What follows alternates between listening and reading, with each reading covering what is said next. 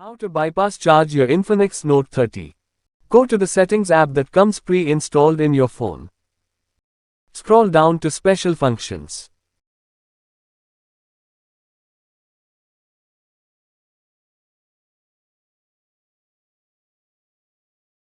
Press the Game Mode option. Scroll down to Bypass Charging and choose the setting.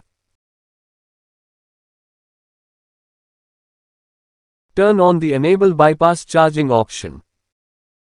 This will allow for current to flow through the motherboard of your phone rather than the battery, therefore reducing battery aging and reducing the temperature of your phone while charging and playing games. The charging threshold simply allows you to set when the battery should start charging when the level goes down below the set charging threshold. For the charging power, it allows you to set the power percentage that should charge your battery when playing games.